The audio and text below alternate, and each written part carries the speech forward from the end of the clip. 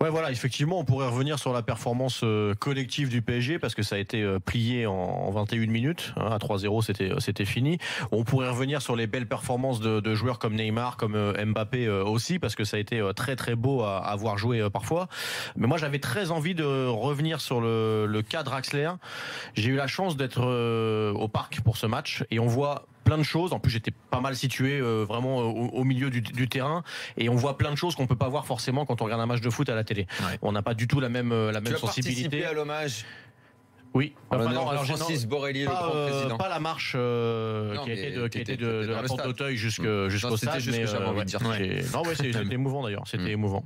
Je crois qu'il y a eu un petit couac d'ailleurs aussi avec la famille de Monsieur Borelli. Je crois qu'il y avait un truc prévu qui n'a pas pu avoir lieu, etc. Je crois qu'il y a eu un petit couac. Bon, pas très grave. L'hommage était quand même réussi, beau et repris en cœur régulièrement pendant le match par les deux virages. Donc c'était bien.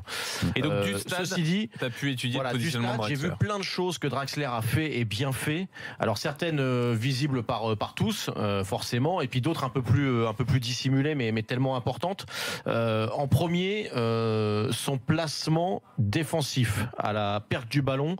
À chaque fois, il l'a fait super intelligemment. Alors on rappelle, on était dans un 4-2-3-1 parce que Draxler était pas milieu gauche comme beaucoup ont voulu le dire. Justement, c'est ça moi que je voulais vraiment savoir. On n'était pas dans un triangle ouvert. Non, t'étais plus dans un système parce où, que souvent, je l'ai vu assez bas moi. Il était devant Verratti et Rabiot. Alors parfois, t'as raison, il revenait aussi bas que Rabiot, aussi bas que Verratti sur certaines phases. C'est ce qu'on peut d'ailleurs lui louer. Toi, tu l'as vu Daniel dans un 4-3-3 classique, plutôt relayeur côté gauche, effectivement dans un triangle ouvert. Et qui c'est que t'aurais vu devant la défense en permanence? Plutôt Rabiot. Ouais. Moi, je pense pas. Honnêtement, j'ai vu plein de situations et si je te dis ça, c'est aussi parce que j'ai été vérifié sur certains sites où t'as le positionnement du joueur préférentiel pendant le match, etc. Ouais. Il était côté gauche un tout petit peu, mais vraiment plus haut que Rabiot et que Verratti. Et moi, j'ai l'impression que ce triangle il était quand même inversé avec deux vrais 6 et Draxler devant lui. Ce qui l'a pas empêché effectivement, et c'est ce que je disais, ce que j'avais relevé en premier, à très très bien défendre.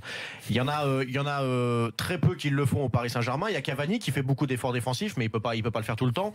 Neymar et Mbappé le font pas de la même manière, même s'ils l'ont fait assez régulièrement dans leur couloir, mais ils le font plus haut. Et le fait que Draxler vienne se repositionner presque de façon naturelle, comme s'il en avait l'habitude, dans ce milieu de terrain à 3, a comblé pas mal d'espace face à Bordeaux.